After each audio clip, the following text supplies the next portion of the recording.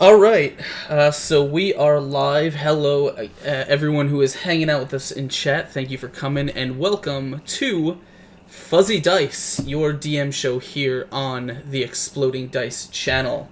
We have an awesome show for you guys. I have a cool guest hanging out with me tonight, and we're going to be talking about some interesting topics. A little bit different from our usual Fuzzy Dice stuff, but hopefully we have a lot of fun with it. Obviously, before I start, I want to give a shout out. Thank you, Sildari, for hitting that follow button. We appreciate it so much. If you guys, just a reminder, if you guys like the content on this channel, if you want more D&D content every week, you can hit that follow button and you can keep track of us. We play live every Sunday with the Exploding Dice Show. All right, so we got a schedule to get into. So without further ado, let's hit it up. First up, we have I like to do a weekly recap.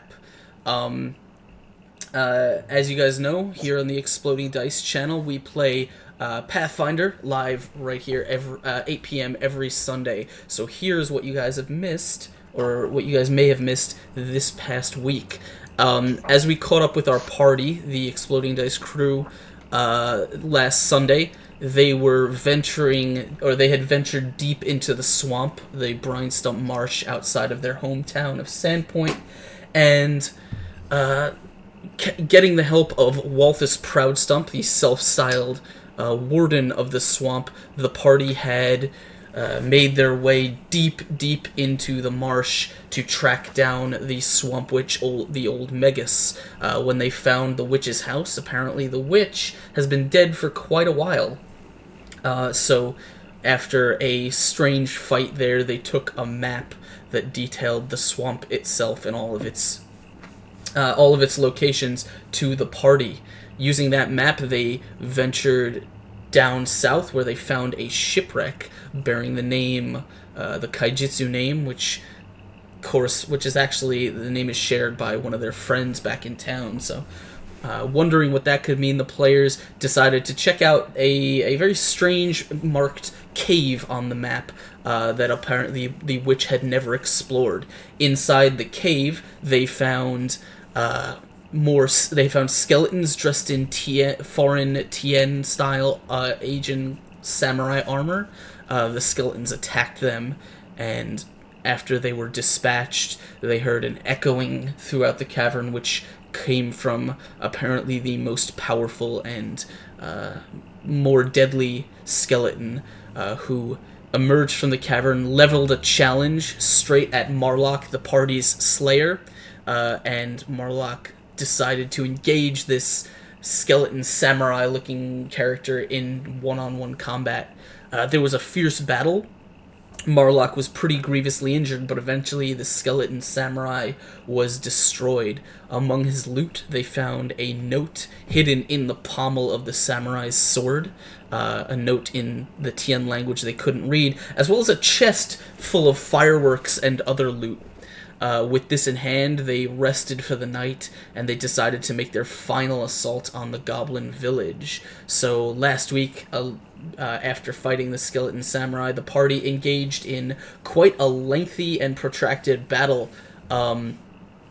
where they assaulted the Licktoad goblin village. They killed off many of the goblins who they found were in hiding when they got there. The goblins attacked them with fireworks, candles, and all kinds of rocket stuff. But eventually were dispatched, and as we ended the show, the party had just kicked in the door of the fat and kind of lazy-looking goblin chieftain who had ordered the remaining goblins to defend him. So hopefully, as we pick it up next time, we will see the party face down against the Licktoad Goblin Chief and see what the cause for their recent attacks has been. Before that happens, we actually have an announcement. As you can see, this side of me, I'm pointing on the wrong side. I have a little bit of a graphic hanging out there. We have a big celebration coming up. If you guys missed it, at the end of last week's session, we also announced that Exploding Dice is celebrating our 100 follower milestone, which we all we all here on the crew are very, very, we're happy that you guys have joined us. We're happy for the support. And as a thank you, we're throwing a kind of a party stream next week that's replacing our normal session of Pathfinder. We are going to be playing the We Be Goblins module, and we are going to be adopting a very, I guess, challenging set of drinking rules to go along with it. Yeah. So there's going to be drinks on 20s, on 1s, on deaths, on everything. It's going to be a good time. So hopefully you guys will tune in for it, and hopefully you guys will participate in the drinking with us, because what's a party if we're the only ones getting drunk? So yeah, stay tuned for more information on the celebration stream that's happening this Sunday at 8 p.m. Eastern right here on the Exploding Dice channel. Another announcement you can catch, if you haven't checked it out, catch the video on demand of me hanging out with Encounter Roleplay at the tail end of their 24-hour stream. I did the DM Tavern with them 5 a.m, trying to be coherent and talk about D&D and stuff, but it was a good time. I had a blast. Those are great guys, and hopefully we'll see them back on this show in the future. Thank you, RPG Gamer 2016, for hitting the follow button. Thank you for pushing us towards our next follower goal. I don't know why that counter is wrong, but oh well. Thank you. Okay, so before I bore everyone to death, I am going to introduce my guest here. I have sitting next to me, I have Scott from Elenond, the podcast on the Tabletop Champions. What's going on, man? Hey, greetings and salutations. Good to have you here. Thank you, the Void Man, for following us. You are a gentleman and a scholar. Okay, so Scott, why don't you? I've rambled for a while about what's going on with us. Why don't you tell us a little bit about where you come from, what you do, and your engagement with role-playing games, and Sure.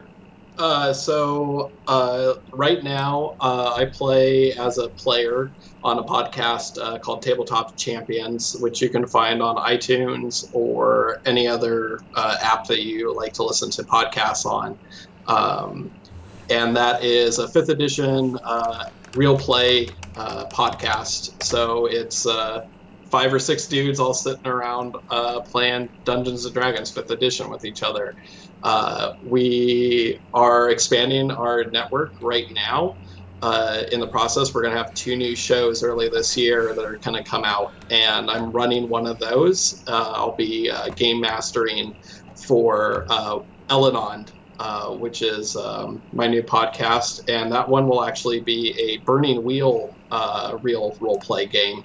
So instead of Dungeons & Dragons, we're going to play Burning Wheel, which is a game by Luke Crane, and we're going to try and take a more low-combat, social and political intrigue approach to the game instead of lots of combat and looting and that kind of thing. But like I said, right now you can go ahead and you can catch me on Tabletop Champions, and we're about 40 episodes in, so you can binge for like a week or 2 and catch up on everything as you like. And I played 2 characters on there. I started out playing a cleric, and I'm currently playing a rogue. Awesome. And then for like historical stuff, I've been playing and I've been GMing Dungeons & Dragons and various tabletop role-playing games since about 99. So it's going on 17, 18 years now. I have been involved with pen and paper role-playing games. And most of that has been as a dungeon master rather than as a player. Awesome, man. So thank you for coming and hanging out with me. Yeah. So I wanted to spend a little bit of time before you go full on into our Q&A, in which we're gonna do the second half of the show is going to be basically live Q&A. We'll take all of your questions from chat. I have some questions that have been posted to me on Twitter and Reddit and those places. But please don't feel free to dump your questions in chat, and we will be happy to answer them. We'll discuss any topics you guys want in depth.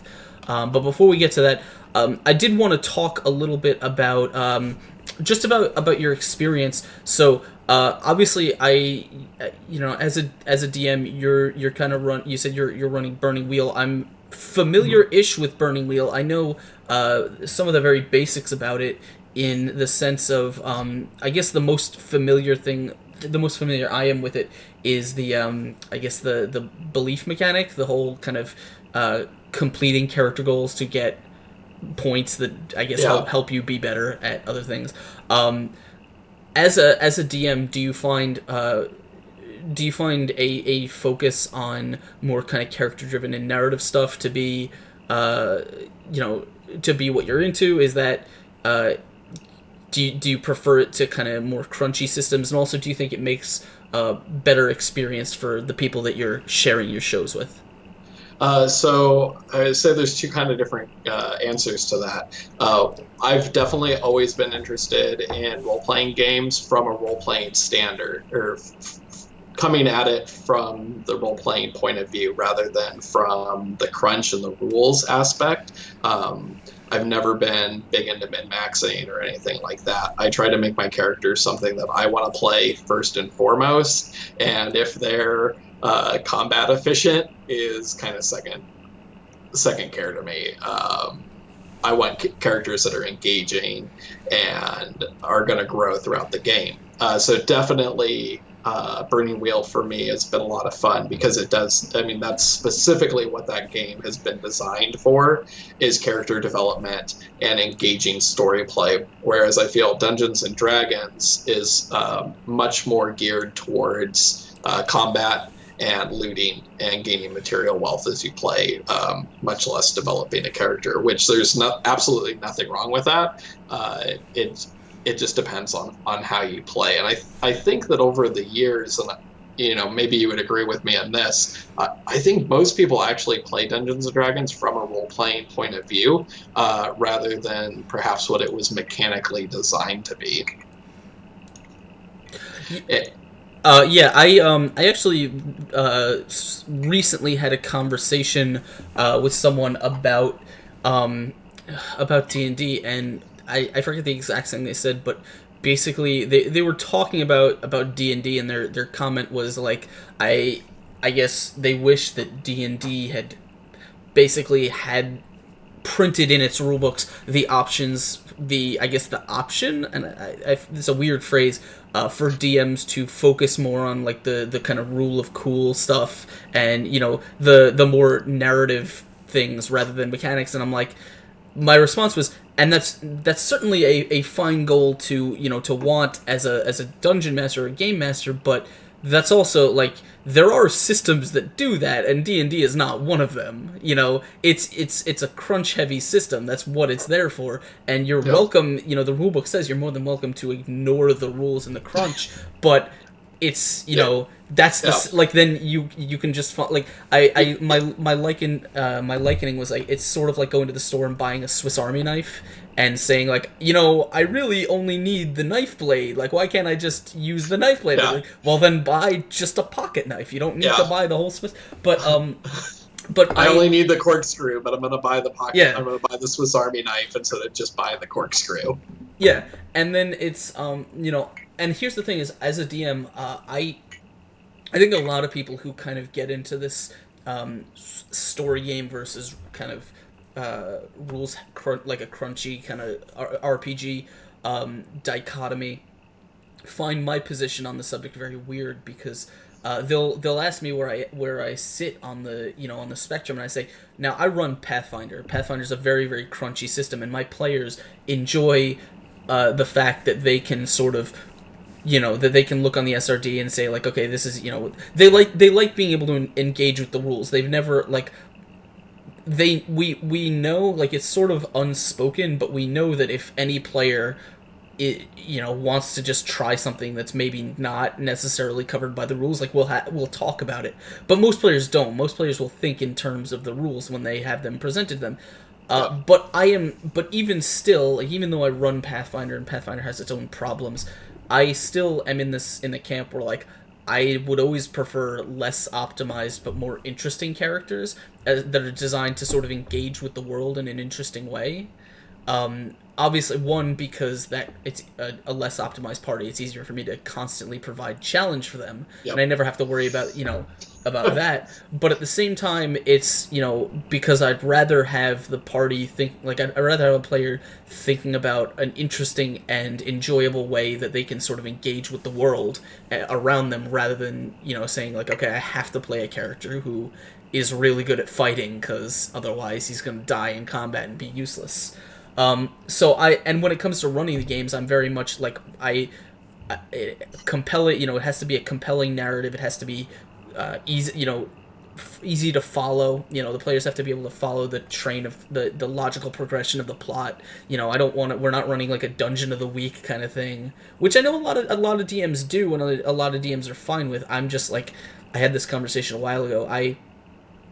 I can't really enjoy a campaign unless I can follow the story. And if I look at the back on the plot and it seems like a mishmash, or it seems like it's kind of not like things are just pulled out of left field and don't really make sense, then I'll probably stop being as immersed or engaged with it. I think the only caveat to that is if the PCs are the ones who have made the plot mishmashed, because all they do is run around and screw up whatever storyline the DM is actually trying to convey. See, that's the thing is, I've never. People talk about that all the time, but I've never really experienced that per se. Oh goodness, man! I want to play with whoever you're playing with. Then. Yeah. No, it's like I've told this story before, but I had a player come to me after one of my games a while ago. This was probably almost a year ago, and I forget what had just happened, but whatever it was, I had written out this plot, and the players were going somewhere, and they were doing something, and there was supposed to be whatever was supposed to happen. They were supposed Oh, it was the asylum. It was definitely okay. So I'm just for some reason came back to it. It was the asylum, and the players had gone to this insane asylum, and they were whatever they were supposed to do there. They ended up sort of kicking down the door and getting into a fight with the guards and stuff.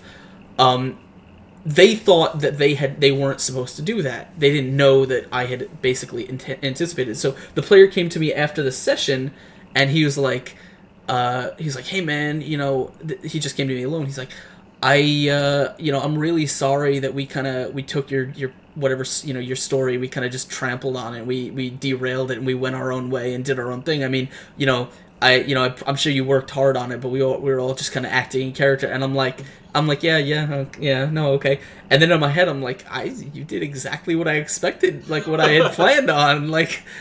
So that's the thing, is like people tell me stories about players just taking a campaign off the rails and into a different direction, but the only way I can see that making sense is if the DM themselves didn't really write the story with the players in mind.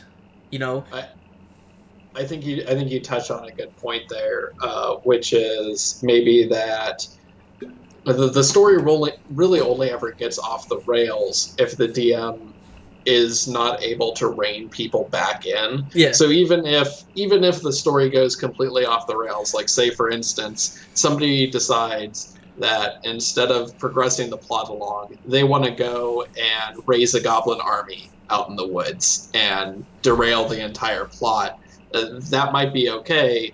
It might not actually derail the plot if the DM is able to write the story in a way that side quest gets brought back into the narrative somehow.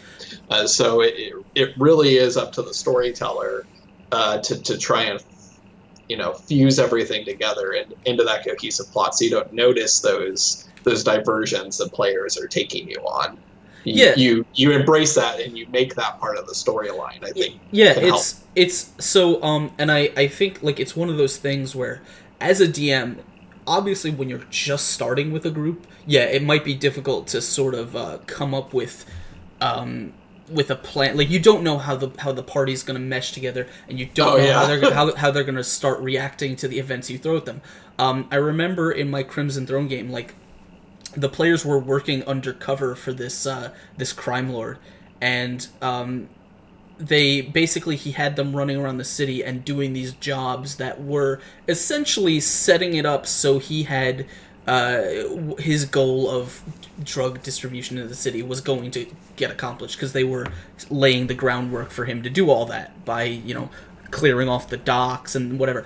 And so I'm coming up with the next bit. I'm like, okay, the players are working for this dude right now, and if I did nothing, theoretically, I'm sure they would be happy to just keep doing jobs for this guy, because there would never be an impetus for them to turn on him to actually fight him. I want them to actually fight this guy, right? Eventually, yeah. But I don't, but so how do I get there? Well, the only thing that I could, like, or the easiest thing that I came up with was that our players, they're not quick to anger, but my players happen to be really, really protective of their friends. Like, nice. And so they had this NPC, this character connection, for the barbarian's friend, who was like a kind of small time drug dealer, and they had actually stolen a shipment of essentially heroin, in the process of finding another crime lord that they had, earlier. And so they wanted to get rid of these drugs, so they sent this drug dealer friend out to basically see if he could sell them off, to get rid of it. And so I had the crime lord actually, like, when they came to visit him, when they were brought to him to talk about their success on the last job, he was basically just having this guy, their friend, just dragged away, to probably be tortured and stuff, because he had been caught, trying to sell the drugs. And so the players were like, fuck, he has our friend now, like, and we can't just, we have to go kick in his door, we have to save him, so, but it's one of those things where, like, if it weren't for that kind of hook there, it would be really easy for, like, the players could have chosen to go fight that guy, but they would have obviously thought, like, well, there's no reason for us to want to, so us going to fight him would be us derailing the plot. Yeah. So, and getting back to what you said, a player fucking off and going to raise a goblin army, whatever. If a player ever decides that the plot is going this way and they say, no, fuck this, we want to go this direction and do this, to me, that says, well, maybe they're just not as engaged as you think they are. Maybe you need to find a way to get them more engaged in the plot rather than going off and doing something else. Mm-hmm. Yeah, no, I think you make a good point there. It's about engaging the players, and I think maybe what it is more is knowing what your players want to do in the world, understanding what it is that maybe a person wants to see happen in a game, or ideas or experiences that they're interested in playing out throughout the course of a game, mm-hmm. and then giving them portions of that, so that they are satisfied. Like, if somebody is like, look, I'm playing a rogue and I really want to do some heists, but you never give them a heist during the game, they're going to go looking for it eventually. Eventually they're going to say, well, this is something that I made my character to do. I want to do a heist, so I'm going to do it regardless of if the story calls for it or not. Yeah. I will find an opportunity during some downtime while everybody else is hanging out at the tavern that I'm going to go knock over the bank, So as a DM, you have to be tuned in to what your players have built their characters for, what they're interested in pursuing throughout the campaign, and then providing them, if not that exact thing, at least portions of it that are going to keep them satisfied and interested in the narrative. Yeah. Because, you're right. Otherwise, they're just going to derail and do whatever it is that they wanted to do. Yeah, X Wolfire is right. I have never played with your group. I don't know. Tell me, how are your group prone to, like, chasing tangents and, chasing whims off on the side of the plot? I don't know. You have to explain that to me. Also, thank you for following X Wolfire. Thank you for joining the madness. And may Dice Thulu embrace you. Dice Thulu is the name of our chatbot, but I need to fix it. But yeah, no. One of the so that actually kind of brings me to an interesting topic. Whenever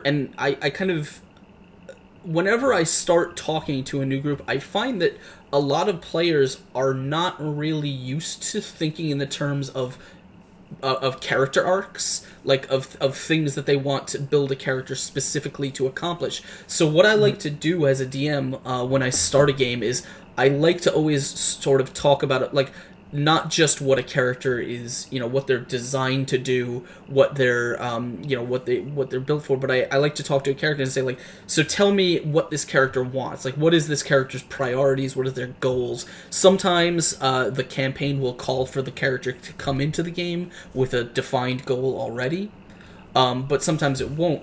And then what I like to do is, obviously, because a player can't anticipate the events of the campaign, what I like to do is I like to return to that player maybe 5 levels later or so, and say, like, so now you've been through the event, you've been through some events, your character's seen some things, whatever goal you had coming into the game is most likely some sidetracked by the actual plot.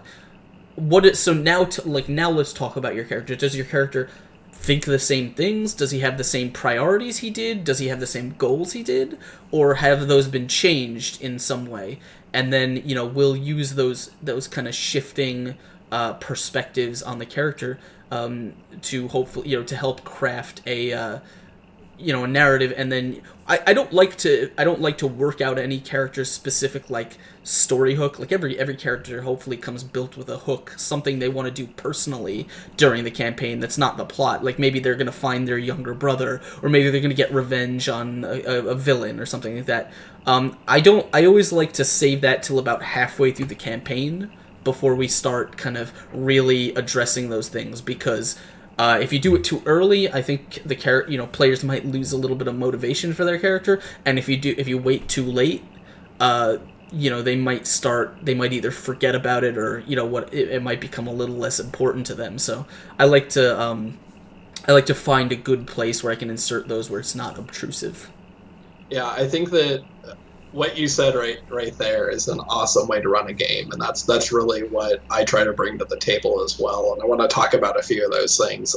I think you already kind of answered one of the questions that I was going to ask you, is that when you start out with that, talking to the player and saying, what are the goals that you want to achieve in this game? Are you giving them an idea of what the world is like and what the plot may be so that they can align their goals with that? Or are you kind of asking them, what are your goals going into this blind? And then later you're helping to refine those once they've had a taste of what the campaign world is like and what the plot may be. So, like, are you letting them into your DM's mind a little bit and saying, these are the kind of things that you're going to maybe experience throughout gameplay? So luckily, the answer to that question is actually pretty easy. Luckily, because I run sort of my own customized versions. Like, I do a lot of work on the plot and stuff, but I run published adventure paths for Pathfinder. So right now I'm running Curse of the Crimson Throne as a published adventure path, Jade Region is a published adventure path. So with those, because those are both in a published setting, there's a player's guide, which is going to provide the player with everything they need to go into, and and I have that room, like, I can hand, like, for example, my Curse of the Crimson Throne guide. Curse of the Crimson Throne is a campaign that takes place entirely within one city, one large metropolis. And not only is there a player's guide for the campaign, but there's also a book just about this city.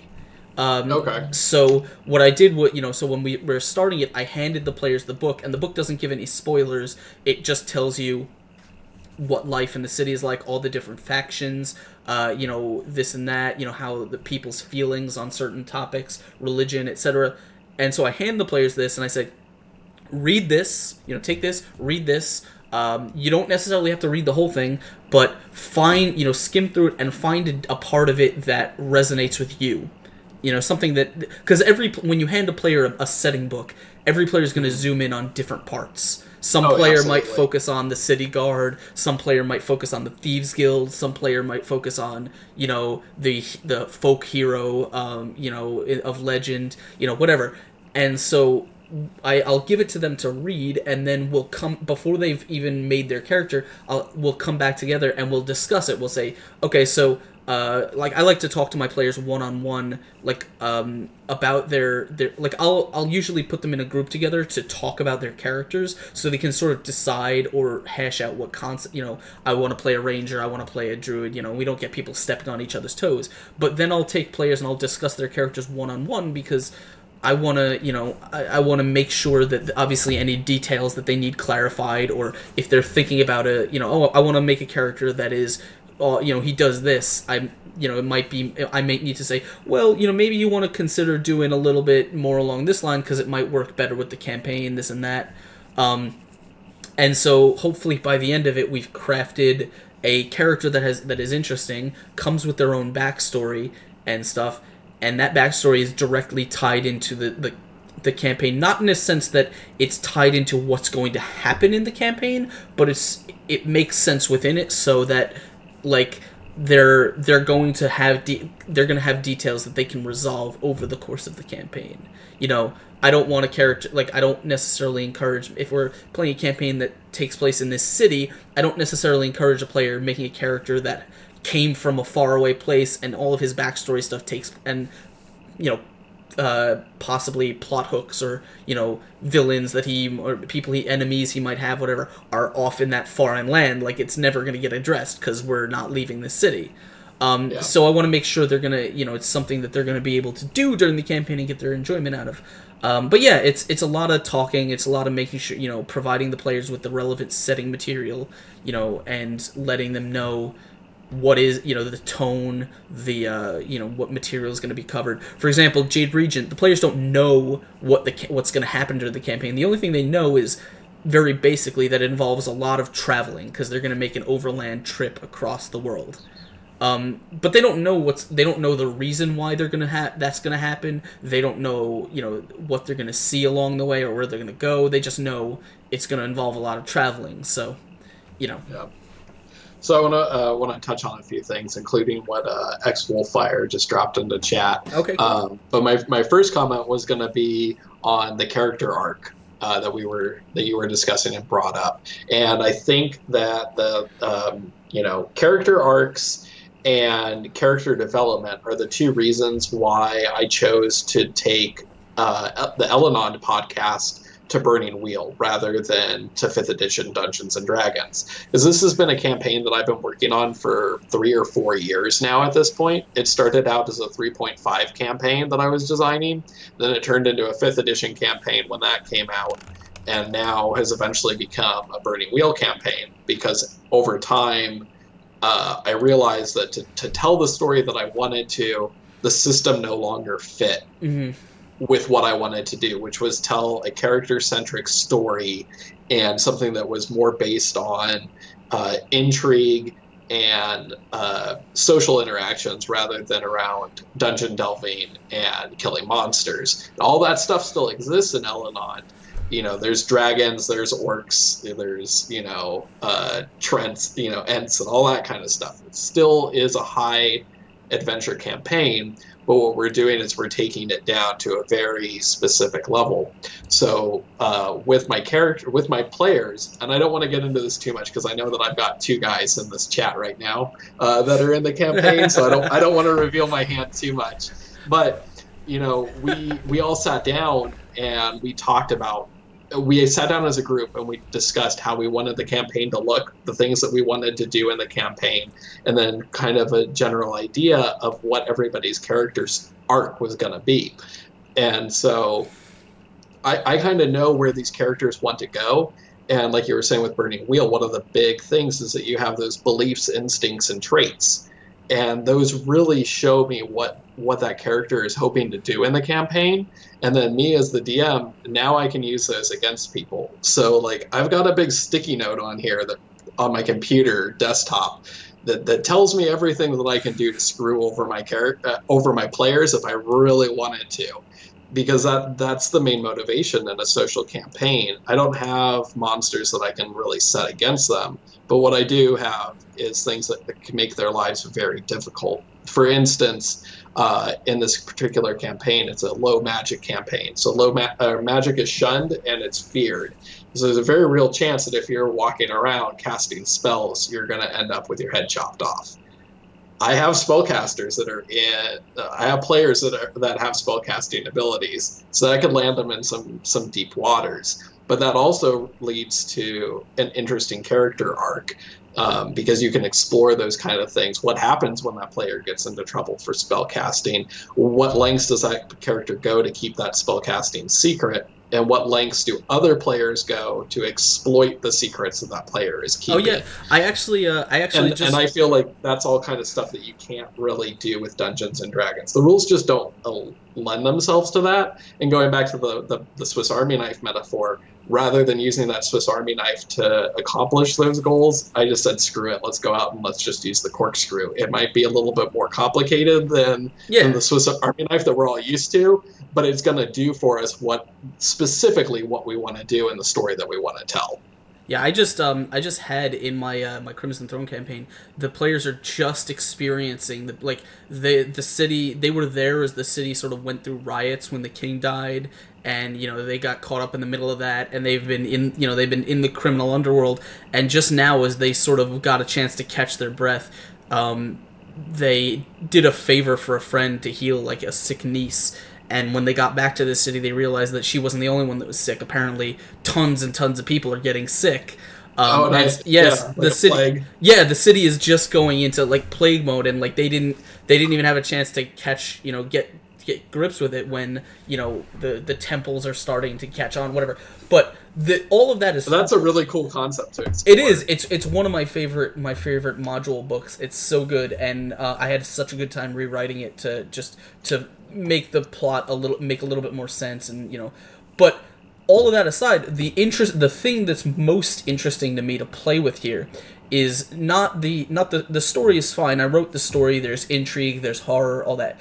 But there's a really personal element that's sort of buried in there that we only just started exploring last session, because one of my players has a mother who is sick and bedridden in a church that he works for. He's a cleric, and he sort of works for a church of a different god, because the church that the god that he worships doesn't really have a presence in this city.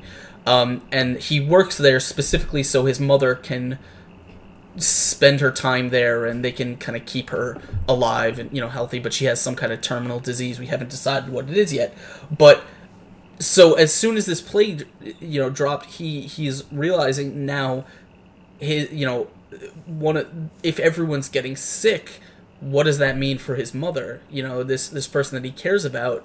And so as the plague goes on, it's going to be interesting to see how he and the rest of the party deals with weighing, spending the resources they have to help other people, or on this relative of his. It's kind of a balance that I'm interested to see how it plays out, because I have no idea. I haven't planned anything for it. I haven't really written how it's going to work out.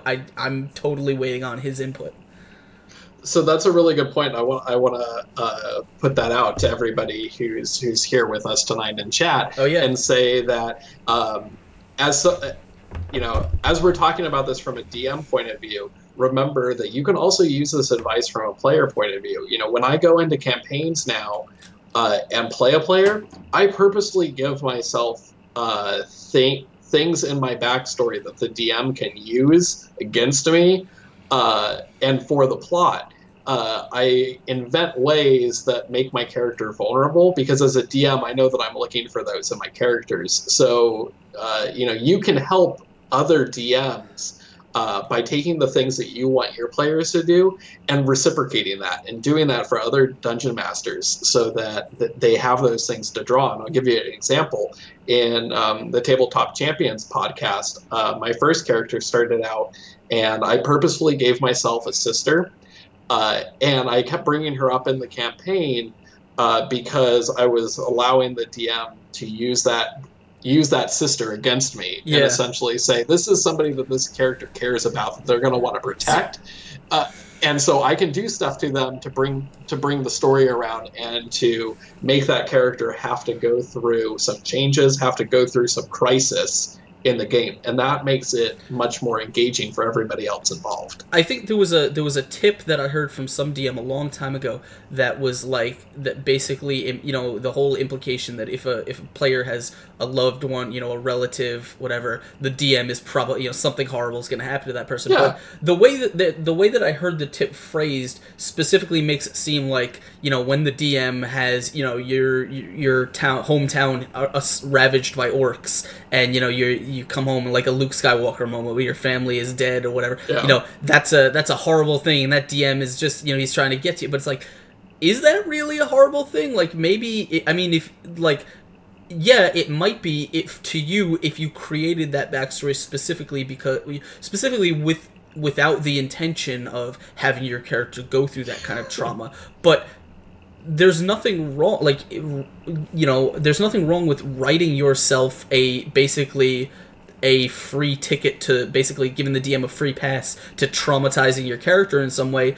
If, you know, as long as you are, you know, as long as you know it's going to happen, and you know, because you know you want to explore the consequences of that, and maybe you don't want to explore the consequences of having a loved one killed. Maybe you just want to explore the consequences of something smaller, you know, something a little bit more simple and less kind of life ruining, but still, you know, character changing. That's perfectly fine. Don't bite off more than you can chew. But I would fully recommend that people, you know, make flawed characters. Flawed characters are what are interesting. When we read books and we watch movies, you know, the ones that are boring are the ones where you just don't care about the character. And nobody really ever relates to the character that's perfect in everything and never makes a mistake and never faces any challenges in their life, because that's not how life really is for people. You know, there's obviously a realm of escapism in these games, but at the end of the day, it's flawed characters that are engaging and that are fun. And I want to go back to what ex-Wolfire brought up, because it kind of brings us back to the topic that you and I originally talked about discussing on the show, which was the difference between you know, playing a tabletop RPG at the table versus maybe in the digital realm, whether that be online via Twitch or on a podcast setting. So Wolfire had mentioned that he had somebody in his campaign had gone off on their own, and you know, that's something that you can really do at the table. You know, it's really easy to pull that off at the table. But for instance, in a podcast, that might not be something that you want to explore, because you know, if you're going to purposely take yourself out of the game for a while, it could detriment the party. I'm thinking specifically of the character that I'm playing right now on Tabletop Champions. There have been a number of times that I wanted to leave the party and go off and do my own thing, but have made the choice to stay with the group itself, because that's of a benefit to the listeners and to the podcast in general. So there are situations where the differences between playing at a table and playing online change your character choices. But, you know, they also brought up PvP. This apparently hired other party members to go and assassinate the party that had left, which I think is an interesting thing to do as punishment for another PC. And I think PvP in tabletop RPGs is always going to be a contentious subject. But I think as long as your characters are open to it, and that there's an understanding that that sort of thing can happen and nobody's going to get too upset about it, I say go for it. In Elenond, we made the agreement early on that we were going to allow PvP within the campaign because it benefited the story, and that's what we wanted to be able to tell. And now that PvP may not be that, you know, Ben walks up to Kyle and stabs him in the throat or anything like that, but it might be that Ben goes ahead and he knows that you know, Kyle is jockeying for some sort of position that'll move him up the social ladder, and, you know, has his own plot to circumvent that and bring Kyle back down. You know, we're talking about that kind of PvP. but again, I think that it's from group to group. You really got to discuss that kind of thing before you move forward with it. Because if somebody at the table just kills somebody else at the table without any sort of discussion, no, obviously it can lead to some really bad times. I've seen some broken friendships over that over the years. Speaking of PvP, and this is a little bit of a change, I've had a couple of experience with it. One of the times was probably the worst, and the fact that I, as a DM, it was when I was a newer DM, and I didn't really know how I wanted to handle it. So the way it played out kind of ended really badly for the group, and it made me realize, like, nah, I don't want to. This isn't really what I want to do with my games anymore. But just recently, I think our last session of my Crimson Throne game on Friday, and again, like I mentioned to you, these are guys that have been together for like 2.5 years now. We got our first real kind of dramatic moment where it was a really tense story moment, just because of some of the maneuvering that some of the players had done. So when it finally came out between them, the players almost came to blows, and I had to stand up and say, like, all right, you guys, if you guys have a problem, you're going to have to work it out in character, but we're not, I'm not running rounds of combat between you. Like, I'm not running a PvP combat, because I just don't want to do it. But it was one of those things where, specifically what happened, one player had kind of, they had this girl that they were protecting, this female NPC who was like a fugitive, and they were keeping her in their safe house, and basically behind the party's back, this player had made her a fake name and gotten basically a fake marriage certificate and bought an apartment. He was basically creating a new identity for her, so he could stash her away, she could kind of move out, and then the party wouldn't know where she was, so that in the event that they got raided by the city guard or whatever, they actually couldn't lead them to her. Now, in theory, it was a really sound plan from his perspective, because he's playing like a 20 intelligence character, so his character is the kind of guy that really plans things through and, just thinks of the most kind of roundabout, logical ways of doing things. So it was an in-character thing to do, but when the interesting thing about this moment is that when it came to a head, I got messages from two different people. I got one from the one player who was involved, the barbarian, and one from the other player who's the occultist, and they both individually said, man, I think I'm probably going to have to re-roll my character, because I don't think my character can work with this guy. And so it was interesting to me, because you have a thing where these two characters are butting heads, but as far as the players are concerned, it's their fault, not the other person's fault, that it's not, that the situation went weird. And so we kind of eventually solved it out of character, and they're going to kind of work it out together. But I don't make it seem that way, but at the table, it was this really dramatic moment, like, with two, the party basically deciding what they want to do with this girl that they really like. In secret, it was because both players actually really liked this NPC and wanted to keep her safe, and so they both had different ways of doing that. I think you've touched on a really good topic there, which is, I've seen it happen time and time again in role-playing games, is you're bringing together a group of 4 to 5 very disparate characters, who may have very disparate ideologies and handle situations very differently, but you're bringing them all together into a group under some sort of pretense that, I don't know, you're all hanging out at the tavern when the guy comes in and starts offering gold up to go slay some goblins or whatever, and then you get together. And when characters are so different, that really only lasts for so long. And there's going to come a time where your goals take you on divergent paths. And yes, you're right, that players start to think, oh crap, like, I'm now in the position of, do I do what my character would do, or do I do what is best for the party? I actually mentioned that on the DM Tavern the other day, and it's like, specifically when you come to a situation like that where you know that something's going to kind of cause an issue between the players and the party, but it's something your character would do. I think you as a player will kind of have to ask yourself, where does my loyalty lie? Does my loyalty lie to my character, like to being true to my character, or does it lie to my party, the people that my friends here that I'm playing D&D with? Do I subvert my character's personality for the coherency of the group? And you're right when you say, like, it doesn't matter how eloquently and how perfectly the DM sets up that event that brings you all together. For example, in my group, they all had this crime lord that had kind of wronged their family in the past, and they had all sort of been brought together to kill him, to get revenge on him.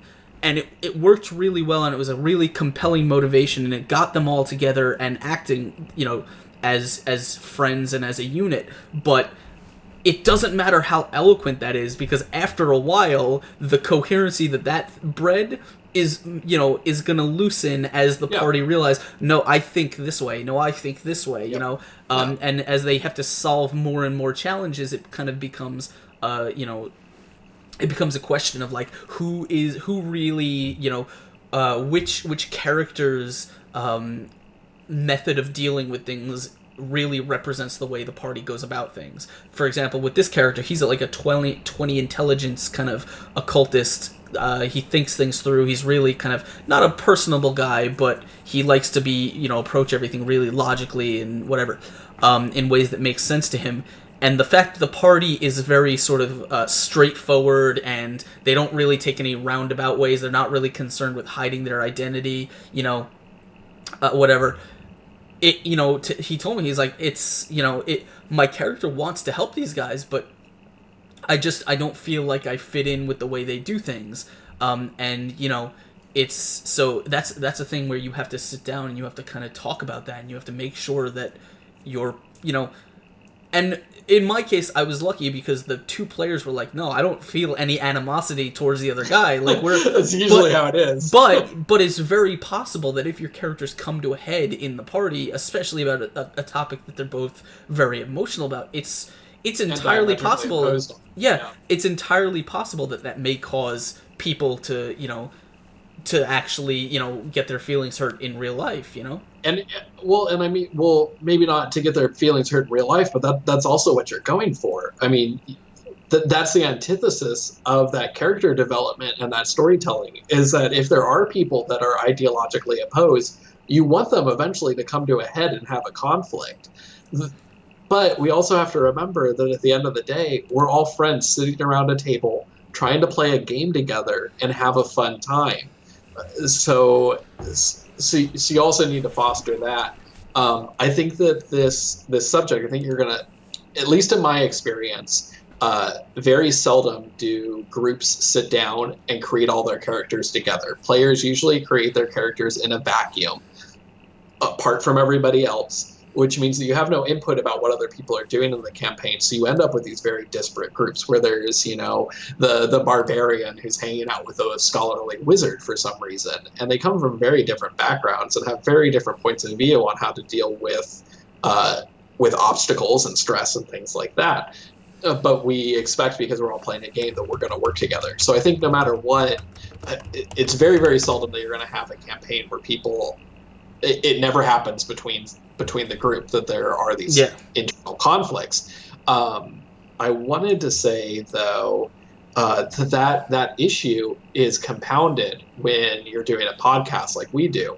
Because not only do you have to sit there and think, okay, am I going to be loyal to what my character would do and the arc that I've set myself on and the way that I've portrayed this character, or am I going to be loyal to the group? Now you also have to add in, am I going to be loyal to the listeners? Yeah. Because God forbid that you are like playing like the character that everybody is in love with on that show, and now all of a sudden you're faced with the fact of, I've gone so far away from what the group wants to do that I'm at the risk of being written out. And so it's like, do you rein that back in because you know that it's going to retain listeners, it's going to retain viewership, and it's going to be what's best for the show as a whole, or do you still maintain and be loyal to your character? And I actually came up against that in the show, where I was faced with a choice of being written out of the game completely, or be doing the exact opposite of what my character would do. I was playing a cleric, and I was offered the choice to go and live with my deity and to become an aspect of my god and join the celestial realm. And that was a very hard decision because it was like, all right, do I stay on the show as this character and continue to do what I've done, or do I do what my character would actually do and go off and join? Was that like my deity? Was that like that seems like an end of campaign kind of thing? It probably marked about the middle of our campaign, and I won't spoil it if anybody wants to go back and listen to it. You can see what the choice that I eventually made was, but it was a really difficult choice. And, there was probably a good 15, 20-minute segment that was edited out of that podcast where we actually stopped and we discussed it. Like, all right, what are we going to do here? Because I was very much of the opinion of I'm going to stay loyal to my character, and other people in the group and on the show were like, well, maybe you need to reconsider that because it would be best for the show if you stuck around and continued to have this character. We hadn't had a character death. We hadn't had anybody leave the show yet. So it was a brand new concept. I actually had that conversation, and this was weird. Because very early on in the Exploding Dice show, not that long ago actually. Because we just did our episode 16, so fairly early on in the show, I had one of the players actually take a really unlucky crit to a giant monster, and you can see this on our YouTube channel. It's like they were fighting this giant monster, and he took a crit. He jumped in front of this monster, got hit, and it just knocked him so far in the negatives. It's like everyone at the table is like, no, that character is dead. You're dead. Yeah, and he just instantly, like, he goes off and he starts writing a new character, and we had to move on with the episode, with the game, and people like, dude, can we like stop and talk about this for a minute? And I'm like, I don't really want to, because we got a time limit and we gotta we'll talk about it after. But so we went on with the show, and one of the things was like, I don't mind keeping character death as a permanent thing later on, but when you're only at level 2, it's one of those things where that character, like, I liked the character, I liked where it was going, and I liked the story arc, and I didn't want him to sort of lose that and just have to write a new character that he didn't really like as much. And so there ended up being this really complex method where, like, they had just gotten this tome, this Aklo kind of tome called The Secret of the Dreaming Dark. It was full of like occult Cthulhu stuff, and basically using the help of an extraplanar ally that they freed, they found a ritual in the tome that physically basically requested that Cthulhu pull his spirit from wherever it is and allow them to put it back into his body, specifically so they can talk with it, not so it resurrects him or anything, just and so they could talk with it. And then they decided to disrupt that ritual by sacrificing the permanency scroll that they had stolen from the wizard's lair, and basically bound this character back, his spirit back into his body, because I was giving the player a way to come back to keep playing this character, and we were going to give him some sort of like taint, some sort of corruption kind of thing. Yeah, some sort of penalty. What actually turned out happening was it's not actually the same character. It's the same character's body, but we rebuilt the character from the ground up. But there's a different spirit. There's a different soul. There is, yeah. And yes. And it's I don't want to give away any spoilers about it, but there's a really cool story moment, because right now his character is a soul hunter stalker, which in Pathfinder, it's a Path of War archetype that basically like claims the souls of other creatures and uses them like as part of its dark magic to enhance its attacks. But every time he decided to fluff it, so like every time he claims a target, he's taking a piece of their soul to help rebuild the one, like the character's original spirit that he brought a shard of it back with him. And so there's like a shard of this original spirit and this other soul in the body, and he's trying to rebuild the original character. So it's building up to a story thing. He doesn't know what's up, but hopefully when we get there, it's going to be a really cool event. But yeah, it's like obviously we haven't been going that long, and so I don't know if viewers are really into any of the characters. Like I hope we get to that point where the viewers are like actually involved in the decisions that the characters make, because I think that's really, really cool.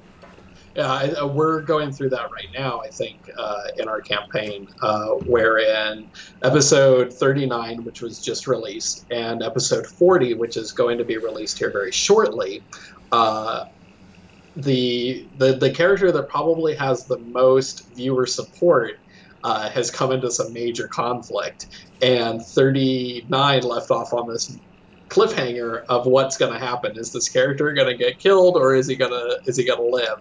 And I think that's going to be, for me at least, as a player and as somebody involved with the podcast, it's very exciting to see that to anticipate what the viewers are going to think when they get to hear the final product. I want to address what RPG. I was just going to say Glory just dropped into chat, which I'm assuming is related to the story that I was telling about my character having to choose between becoming an aspect of his god and continuing on with the party. Just real quick before that, we are coming up on 9:00, so that's about the halfway mark. So I do want to kind of turn this over more towards taking questions from chat. And by the way, thank you for hanging out with us, RP Glory. I actually caught him. He streams D&D. I actually caught him hanging out on the 24-hour show with Encounter Roleplay. Awesome. Hat and all. So let's see if we can delve into that question about, what do you say, when a DM makes an offer like that. Oh, okay. Weird wording. They should have planned for. That is. So essentially, when the DM makes an offer of you can become an aspect of your deity or you continue playing, they need to have a backup plan. I think in this particular instance, our DM revealed to us afterwards that we'd done goofed. And we had ended up in the celestial realm when we were not supposed to. He said that was supposed to be an end game thing. I told you that sounds like a really kind of campaign ending mark. It was supposed to be. What had ended up happening was that one of the players found a magic lamp and got a wish and wished us into the celestial plane. And we done goofed. How do you hand the players a wish halfway into the campaign and not expect that to go horribly wrong? I think what we were trapped. All right, this is very D&D-esque, but we were trapped inside a giant fish, and so I think the DM thought we were going to use the wish to get out of the fish, which we sort of did, except for that we accidentally wished ourselves into a different plane of existence, and from there, we weren't in the celestial plane, we wished ourselves onto the negative plane, and we were trying to get out, and we found a portal to the celestial plane, and it was essentially like, all right, you can take this exit, but it's going to require a sacrifice because you guys were not supposed to be here, and that's what had happened. So the DM was writing from the seat of his pants at that time. I don't think he really expected it to go to the places it was going to, but it ended up being a really great story. I'm very happy with how it turned out, despite the fact that I lost my character. I lost a character that I really enjoyed and put a lot of time and effort into playing, but the character that I have now, I think I've actually had even more fun with, and so that's just kind of how D&D is. You got to roll with the punches sometimes. But yes, in retrospect, I'm sure that our Sean, our TM, wished that he had more of a backup plan for what was about to happen that night.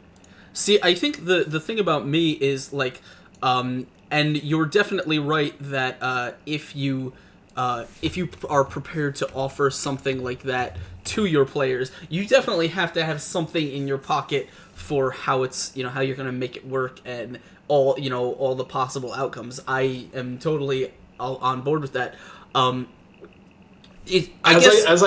As I think back on it, I think that we had an option because we had some NPCs with us. So we very well could have sacrificed the NPCs and been like, "Oh, just take one of them." Like, I don't give a fuck. I've learned as a DM that because as a DM you learn to think of your world very clinically. Like you learn to sort of sacrifice NPCs and things. Yeah. For the story in your head. With no kind of without a second thought, because it makes sense, it's dramatic, it seems cool.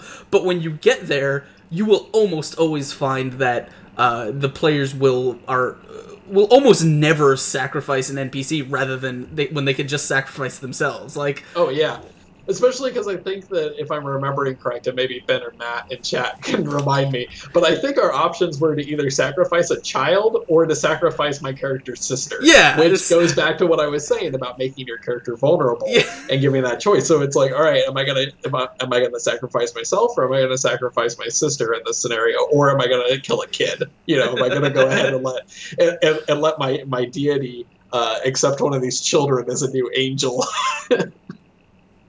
Yeah, that's Ben is telling me that the NPCs were children of my sister. So yeah, that was the option that we were given. Wait, so we could have taken the easy way out and just killed off one of the damn kids. I'm trying to picture how a situation comes about where a party and a bunch of children end up inside a giant fish. Oh, so our whole city got swallowed by a fish. Okay, that makes sense. So again, Tabletop Champions, you can find it on iTunes or any of your mobile podcasting applications, and you can listen and find out exactly how the floating city of Steebrook wound up inside of a fish. Go ahead and listen. That's pretty funny. One of my other players just said our group is fucked up, and that's the short answer. Yeah, I'm trying to, like, I don't know if I could really convince any of my players to sacrifice, like, they'd sacrifice themselves in a heartbeat, but asking them to sacrifice an NPC, I don't think any of them would do it. Not if it's an NPC that they have even a modicum of liking for. If they're hanging out with the douchebag dude that everybody hates in the party, they'll sacrifice that guy in a heartbeat. But those PCs are never usually those NPCs are never traveling. Yeah, obviously. They don't want them there to begin with. It's actually one of the thing about Jade Region that's going to be really interesting coming up is when the players sort of depart on their voyage. They're specifically going to be accompanied by a bunch of their NPCs who are their close friends, but for all intents and purposes are going to be with them, almost like for unless they're in like a dungeon or something. The NPCs are going to be with them the whole time. So it's it's going to be interesting to see how the dynamics that those develop. We were talking about this. I talked about this on Twitter a little while ago. Where someone was talking about DM PCs specifically, and I'm like, my party they have a fondness for asking NPCs to come help them do things. Really? Yeah. I've never been with a party that does that. There's been times as a DM that I wish that they would do that kind of thing, but I've never actually had it. No. Yeah, let's see who's willing to help out. Sometimes an NPC will just end up with them, because the story needs it. But a lot of times they'll just say like, hey, we're going to fight these goblins. Can we? You want to come help us? You maybe want to, and so especially now they've been missing this one NPC. They've been in the swamp traveling without any of their NPC friends, and one of their close friends who's been helping them for a while has their wand of cure. Well, not has her wand of cure light wounds that she used on them a couple times, and they really miss having it now that she's not with them. Thank you for hitting that following button, Almuts. We appreciate having you. Thank you. For those of you who may be just tuning in, we're just kicking off the Q&A portion of the Fuzzy Dice DM show here. I'm hanging out with Scott from Elenond RPG and Tabletop Champions, and we're trying to get we're going to get to all your questions in chat. So please feel free to share them. If you like what you see, start dropping those in. Yes, do it. Hit us with all your questions, no matter how personal. Well, no, not too personal, because again, I've got players on this campaign, on this chat, so don't be asking me too many questions about Elenond. All right, you can ask general questions, but if you think questions, if you think I'm going to give up my secrets of how I'm killing you all, forget about it. No, we're not getting any of them exclusive spoilers. No exclusive spoilers on Fuzzy Dice tonight. for a podcast that hasn't even been released yet. That's just be it. That'd be bad promotion. So while we kind of wait for some questions, just tell me a little bit about how you guys go about recording your show, and Sure. setting it up. So we play on Roll20, which has been an absolute great resource for us. We actually started out just playing Dungeons and Dragons on Roll20. We all found each other using the Looking for Group app. It was the first group. This is one of my main things about Roll20. It's amazing. The problem is that it gives you a lot of choices. So I had a number of groups that I had joined where people just bowed out because they were in. You can join so many campaigns at once that players can be really picky. It's not the same as in real life where it's well, I've only got 3 friends that play. So whoever wants to run the campaign, no matter what it is, I'm going to play it. You've got so many choices now that you can be really picky about what you want to play. But we lucked out and we found a really great group. And we played for, I don't know, probably 6 or 7 months before we ended up doing the podcast. But what we do is we use Roll20 to facilitate our dice rolls, our character sheets, and our maps. And then we use Skype to talk with each other, and we record our audio independently now. We used to just do one master recording of the Skype call, but now we record all of our audio independently so that we can get good sound quality for the listeners and everything like that. And what we usually do to kind of part the kimono a bit and let you into what we the behind the scenes kind of stuff, we'll sit down and we'll play for anywhere between 3 and 4 hours and record usually 2 episodes per night that we play once a week, and record two episodes normally during that time. And then we go back through, we edit them down to an hour each, and we throw them up on iTunes and SoundCloud for people to listen to. So that's our general recording practice. And then obviously we try to make it seem like we only actually talk to each other once a week. We only record 1 hour-long segment a week, but that's not even true. Yeah, we use Roll20 also. We actually do our video.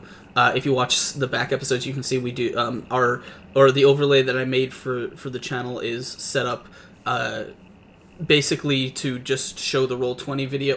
A lot of people when they set up their streaming stuff, they'll move around webcam boxes, but we use Roll20, so the video is right there down at the bottom. So the overlay is just designed to show that, and then the map. And because I tend to be a very visual DM, I don't know if you paid attention to my Twitter. I just actually tweeted out one of the maps today. The Goblin Village? Yeah, that actually, I was able to release that today. Well, it was supposed to be done yesterday, but I was up really late finishing it.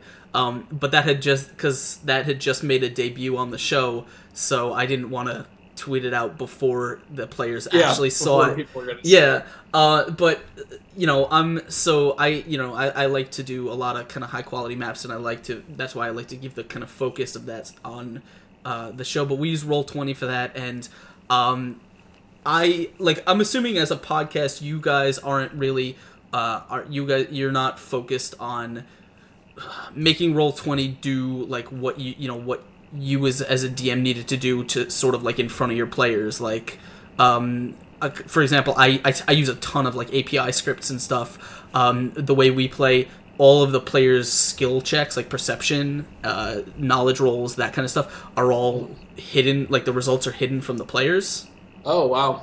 So, I use an API script for that. We use, all kinds of lighting stuff.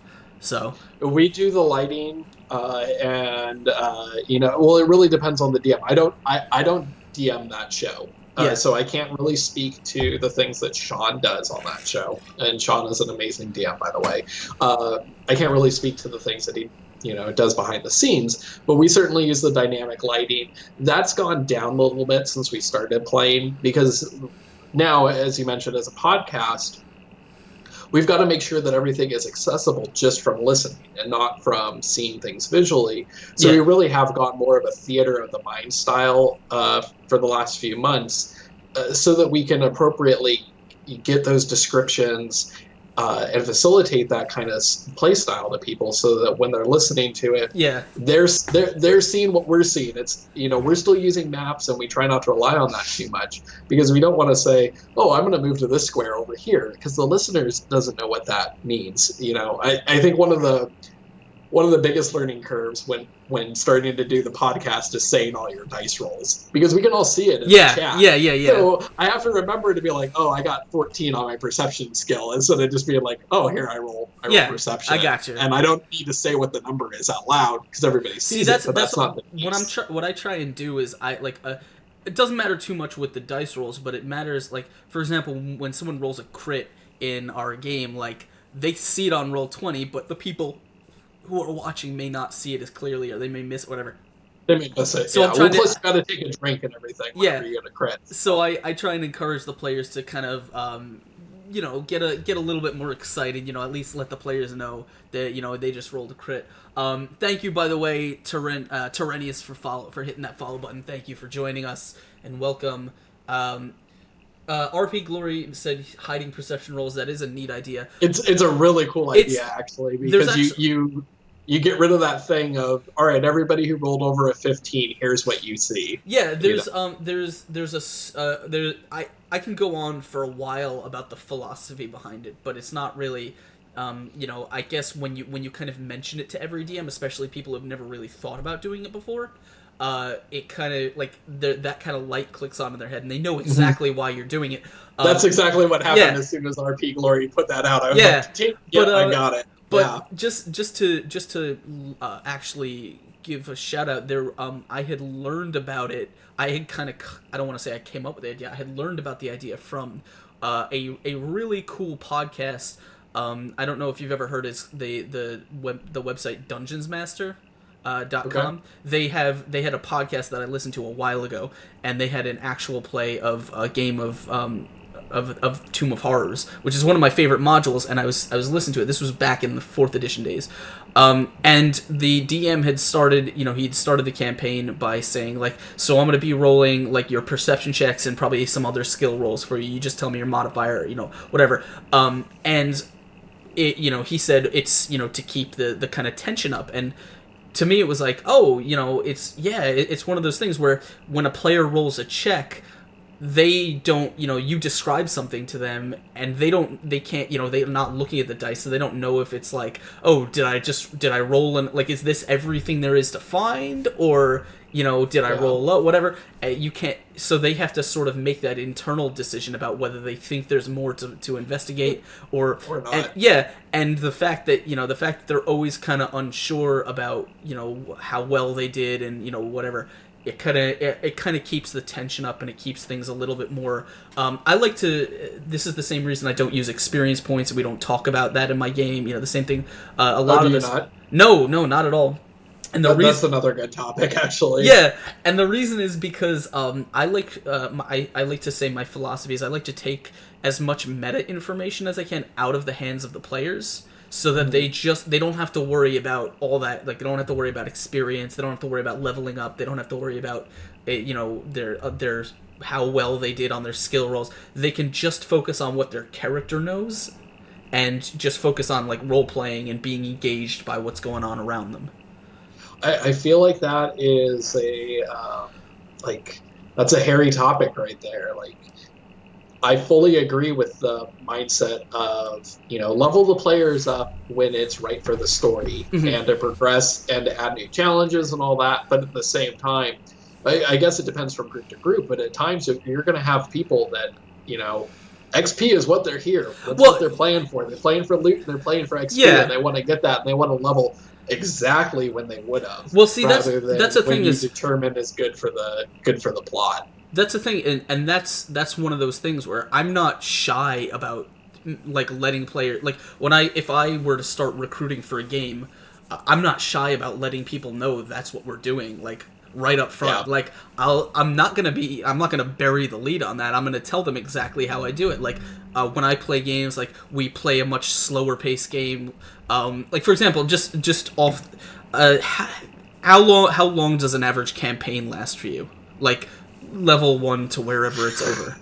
I mean, God, man, that is such a loaded question. well, no, I'm saying so how. So I would say that we're approaching the final act of Tabletop Champions, Okay. the main campaign right now. I think we're coming into the final act after 40 episodes, but we've been playing for almost a year and a half now. So I think that this will turn out to be about a 2-year campaign.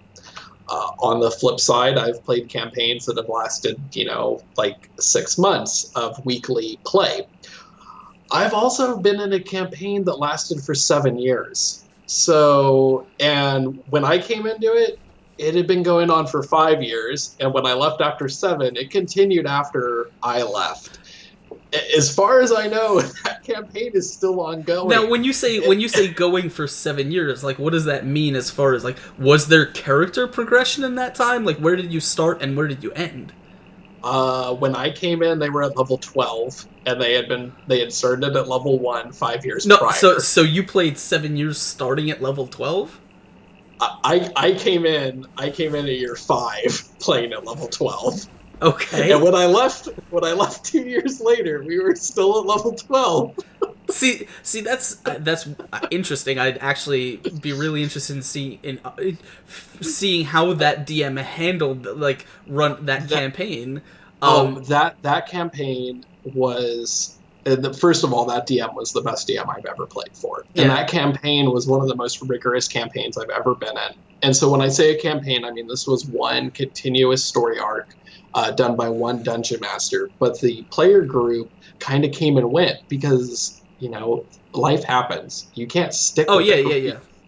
There might be reasons why you can't stick. In fact, that group has one of the best stories about somebody leaving a campaign I've ever seen happen, which involved their character getting turned into a troglodyte and killed by the rest of the party. But it would take probably a half an hour for me to tell that story in its completion. But like that DM, for instance, we weren't allowed to talk out of character at the table. If you wanted to talk out of character, you had to get up and you had to leave and you had to go to a separate room, because anything that you said at that table was considered to be in character and it would be used against you. So if you were just like, "Oh, fuck it, dude," they were like, "The NPC is really confused as to why you're using the word dude in the sentence." No, like, oh my God, I get that. That's kind of I get the theory behind that. I don't know if it's ever something I do. But for example, my two. We just played. I actually have to look at my notes on Roll20 to figure out what number session we just played. Luckily, not for my Jade Regent game, but for my Crimson Throne game, I have one player who loves taking notes for the session. So like every session he'll break it. He'll number it. He'll give it a little title, and he'll write the things that happen. So I'm gonna scroll down here. Okay, so while you're doing that, I think people are still kind of on the subject of the. Oh yeah, hidden I'll be happy rules. to talk about that in a second. And I know that you're doing Pathfinder, but yeah. For instance, 5th Ed, I think they've kind of solved that with the passive perception scores. That was in 4th edition, and I was it in? Yeah. Was it in 4th Ed? I never played 4E. Like, I'm just going to be honest here and say that I have zero interest. Yeah. I kept playing 3.5 during the 4E years. Mm-hmm. So yeah, the passive perception score kind of fills that because I'll use that in my Pathfinder game. Like I don't really like it just to just whether when sometimes I'll even like make make perception checks for the players without them noticing. But how long have you been playing D&D for? I started when I was I played my first game of D&D when I was probably about 14. So I think that we probably both, and you've been DMing most of that time too. No, I only started DMing probably about recently. 5 years ago. Okay, I was gonna say like I totally remember, going back to what we've been talking about here with the hidden roles and making roles for characters. I totally remember having the old DM screens up. Yeah, stick notes all over them as to what my characters' like skills were, so I could roll their skills in secret. So that nobody knew, nobody could metagame. See, with digital tools, like I keep a copy of my players' character sheets on Hero Lab. Like I advance it with them. I can add bonuses and penalties as I need them. Like it's easy for me, and with the Roll20 API scripts, like it's easy for me to make handle all that stuff. But for the record, so Crimson Throne, we just finished. Our last week was session number 34. Okay. So I've been playing. I don't think we've actually, barring the holidays, the Christmas holidays. I don't think we missed any weeks. So let's say probably about 37 weeks of playing this campaign. That's great. They're still level 4. Oh wow. Yeah. In fact, they pretty much just hit level 4 not too long ago. Yeah. So we're on episode 40 of Tabletop Champions, and we're currently at level 10. And there were probably about six months of episodes before we started podcasting. Yeah. I want to say, and Ben can probably help me with remembering for sure, but I want to say that we were like level 6 by the time that we started. Maybe we were only level 4 by the time that we started podcasting. I can't quite remember. But we've been pretty steady in terms of when we level up, because it keeps the story going and it keeps the challenges coming. Yeah. For me, it's just one of those things where, like, I used to keep track of experience, like, for every goblin that the players killed, and I tried to keep it, and my sheet just got progressively longer and longer as I tracked everything they killed. And after a while, I realized, like, I don't really care about that much, and more, like, if I'm keeping them on an experience track, as a person who really likes storytelling, all an experience track does is limit how much time you have to tell the story. That's totally true, and I'll back that up with saying that I used to be the DM that tracked every single goblin that you killed. Went onto a spreadsheet, and I remember specifically a campaign that I ran for my group back home where I tracked every single thing that happened, and then I ran a solo campaign with one of the characters to get a prestige class because they wanted to be an assassin. Mm-hmm. And in the 3.0 rules, you could only be an assassin if you were evil aligned. Yeah. And this character wasn't evil aligned; they were chaotic good. But the campaign we were playing Forgotten Realms, and the concept of the game was that they were fighting the Thay. They were fighting the Red Wizards of Thay. So it made sense that this character could be an assassin but be chaotic good, because in his mind he's killing evil people. Yeah. So I allowed him to be. I said, all right, you can be an assassin with a good alignment, but you have to go on a solo quest to earn, because I think one of the other things for assassin back then was that you had to complete an assassination. Yeah. You had to kill somebody for the sole purpose of being an assassin. So I made him run the solo campaign. Well, that fucked up my spreadsheet hardcore, because now they've got all these kills. And so I had one character that was pretty much half a level ahead of everybody else in the party. And looking back on it, that's something that I want to change, because now I have somebody who's leveling up far ahead of everybody else on the campaign when you're tracking it, versus if you were just doing it on a story progression line, you'd have everybody level up at the same time to keep things fair. I just wanted to touch on what Almut said when he was going back to the sort of hidden roles thing. He said that might be a cool thing to do with a beginner group, obviously because beginners tend to be prone to a lot of problems early on. And my thing when I'm talking about beginners playing D&D, I think that when you get a chance to get a player's first or second campaign, when you get them early in their career, as a DM, that's the best time to instill good practices.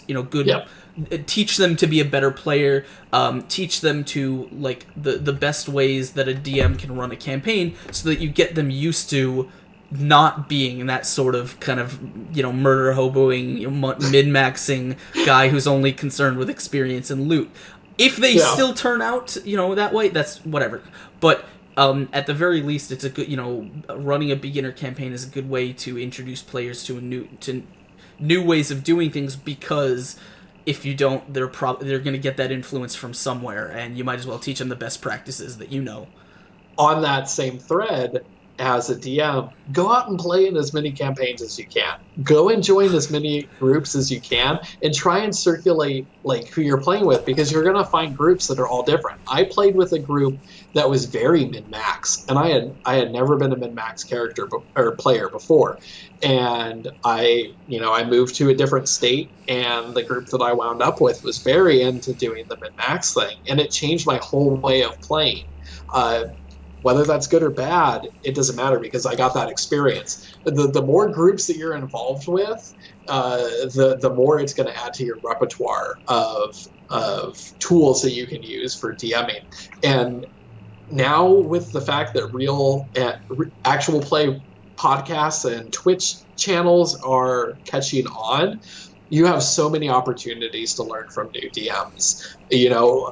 You and I here talking to people about how to be an effective DM is a great thing for people, because you can learn things that you never would have come up with on your own or been exposed to. I feel like I've grown exponentially as a DM within the last couple of years, just solely from listening to other podcasts and consuming Dungeons and Dragons related media. Oh yeah. And I could definitely make recommendations of shows or people to follow, on Twitter or Twitch, that'll provide you with great resources on how to run a campaign, and you can take what you will or won't from them. Obviously everybody's play style isn't for everybody. But exposing yourself to those things is great. Oh yeah. I can't. Well, not that I can agree. I can't. What's the word? Sympathize with being able to play in a bunch of different campaigns, because as I will tell anyone who asks, I haven't played as a player in many years. Ever since I started DMing, it's just I have not had an opportunity. For sure. No, I was the same way. I DM'd solid for probably from the time that I started playing in junior high until college. I was only a dungeon master and never got to play. And when I moved out of state, and I got involved with a group, and I joined as a player because they had people that are established as being the DMs of that particular gaming group. And then when I went on Roll20, because I moved across country again and lost my gaming group, specifically, I was looking for people to be a player with. And now, after about 2 years of doing that, I'm back into the realm of wanting to be a dungeon master again, because I miss that. Yeah. I mean, being a DM is so much fun. It's so much I love fun. It. It's I wouldn't trade it for anything. It's also thoroughly enjoyable to be a player character from time to time. I think I got a chance to play one session with a group, and it turned out to not be very good. The DM was not very good. The group was particularly not good, and the situation that we played in was also really not great. And so I played that one session, and I didn't even really consider it playing. It was just me sort of rolling attacks for a character I'd made months and months earlier.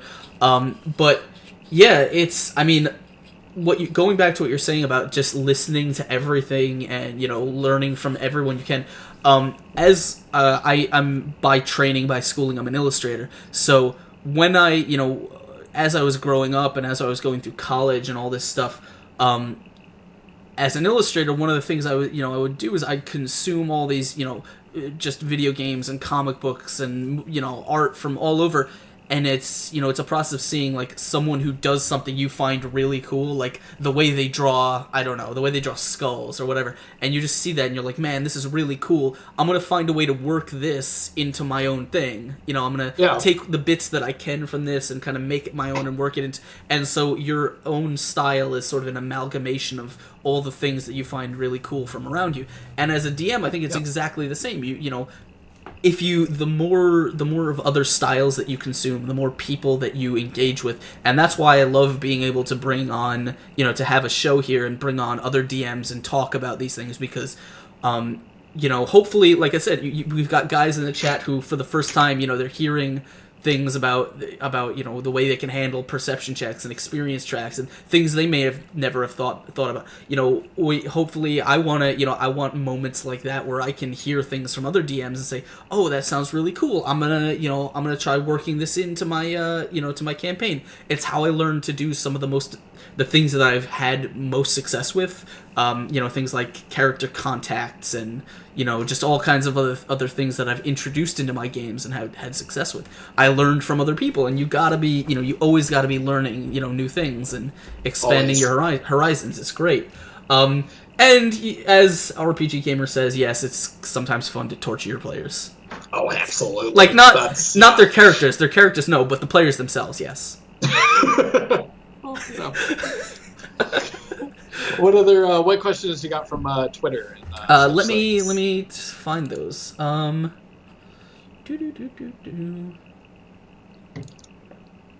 would say that what you were saying about consuming media and everything, I think that goes to almost any pursuit or any profession. Learn from the people that are around you and that have done it before.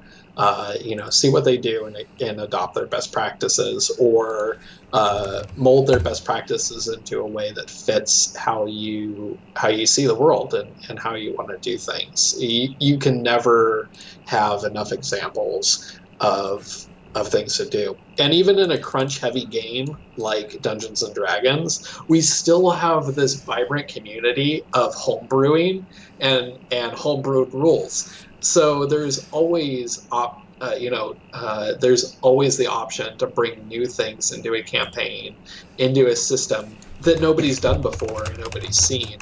And by doing that, you expose more people to those ideas and thoughts, and you create new things. And so while we might talk, about, I decided to do Burning Wheel instead of Dungeons & Dragons for Elenond because I had a specific vision for it, well, that doesn't mean that somebody can't look at Burning Wheel and say, you know what, I really love the fact that they have instincts. I really love the fact that they have beliefs. I want to use that in my Dungeons & Dragons game. Or I want to use that in my Stars Without Numbers game. You can go ahead and hack. Just fucking hack stuff. Have fun with it. Do your thing and make the game what you want it to be. There's nothing holding you back. It's not like this is a computer script and you're pigeonholed into doing something. The only limitation is our imagination. So have fun with it. Do what you want to do and try and create the vision that you want to see. And start off by using a baseline that is most in line with the story that you want to tell. Because I think at the end of the day, I think that everybody who DMs a campaign, whatever system it may be, I think that your primary focus is always going to be to tell a story. That you've thought of something in your head. There is a narrative that you want to get across to other people in this universe. Go ahead and tell that story. Don't keep it locked up inside of you. Tell that story. Yeah, I'm certainly a proponent of finding cool bits that help you. For example, when it's not a rule per se, but when I started my Crimson Throne campaign, what I did was I went to because the players are supposed to be living in this large city, and I wanted to simulate that by having them feel like they weren't just dropped into a place that is supposed to have hundreds of thousands of people, but they don't know anyone, Yeah. So I said, I told the players, I said, write me some NPCs, come up with some, each character come up with 3 NPCs that in the city and tell me who they are, tell me how you know them, tell me what they do for you. And then, hope, because when we get into the campaign, you never know, or the first thing that happened is the players needed to track down this drug dealer, and they're like, well, what do we do? Well, I guess let's ask each other, who do you know? We have these, I have these contacts, you have these contacts, can any of them help us here? And so now they have this way into the story. That's not a rule, but it's now something that I do all the time because it helps players be involved like that. Just find bits that other people do that help you get across what you want to do and tell the story you want to do. And it doesn't matter, I play Pathfinder, but I use a ton of rules that aren't from Pathfinder. because they help me. There's nothing wrong with that.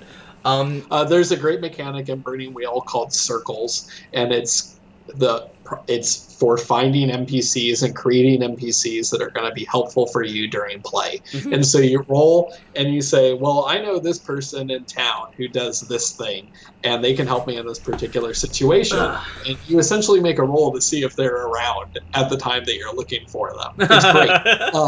I'm using a hack in Elenond from the role-playing game Stars Without Numbers called the Faction Turn. And essentially what it does is it allows you to create global organizations and to have conflicts between those global organizations behind the scenes. So I haven't really expressed this to the characters yet, but I have these global organizations that are going to be essentially competing with each other behind the scenes, and that's going to affect the world around them. Because if all of a sudden the king gets assassinated by some other global power, that's going to affect the city that the PCs are living in. And I think that's a great hack to throw into a game. But I mean, you can always draw on ideas and concepts from other games into your storytelling and take those mechanics and subvert them into something else. The thing about the faction thing, and I think it's certainly interesting, if as a DM you've never really attempted to think about those things, but as a DM, like, people talk about that all the time, but it's one of those things where, personally as a DM, I prefer to just write those things into the plot. Like, yes, the factions will be there. The actual, like, when they clash and when that has results that will be visible to the campaign, those are already written into the story. Like, those things are going to happen.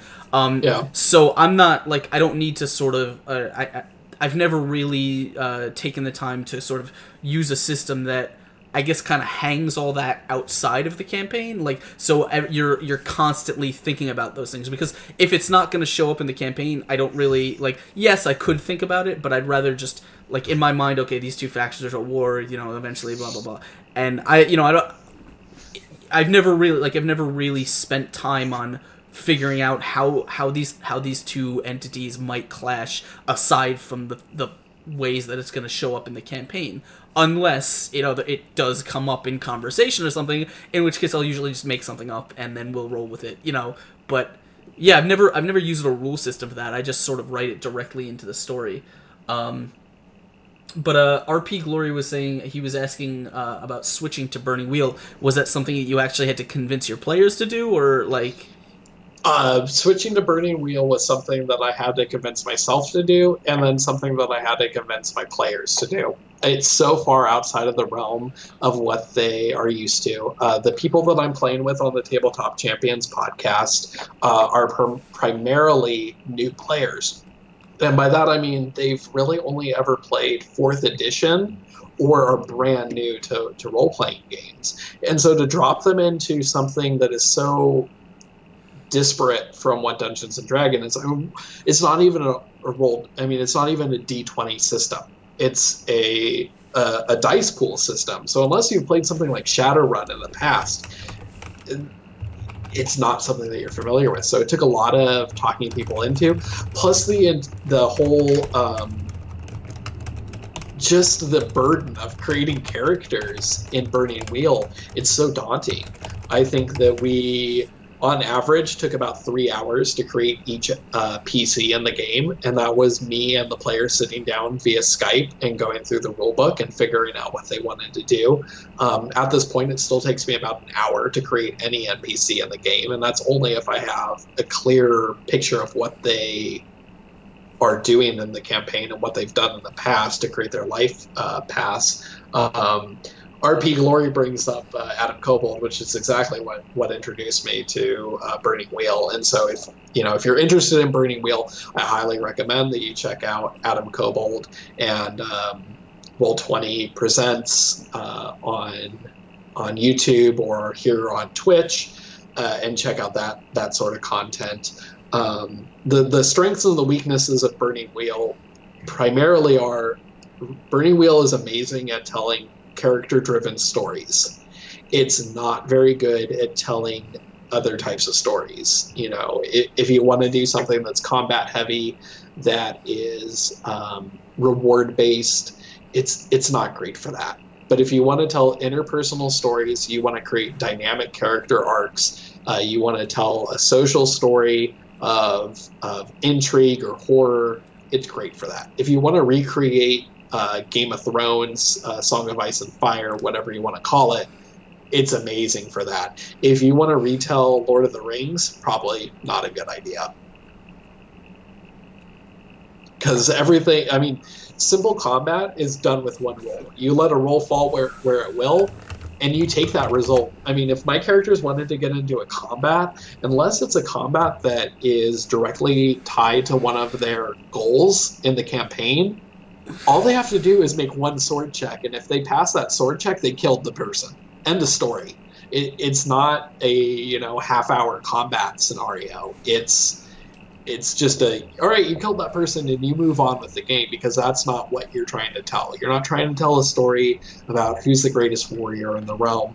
You're trying to tell a story about flawed characters who exist in a world that is living and breathing, and Yeah, that's what you want to tell. I have no problem with Burning Wheel, and I guess I'm more familiar with Dungeon World, which is the other system Adam Koebel wrote. Well, yeah, when he wrote that one, yeah. Yeah, but it's it's one of those things where I probably would delve into them if I had more days of the week free, and I didn't have to go through the process of convincing players to try things that weren't Pathfinder. It's hard enough to convince to get players to agree to try an E6 version of Pathfinder, much less a game where they don't actually have combat stats and stuff like that. Yeah.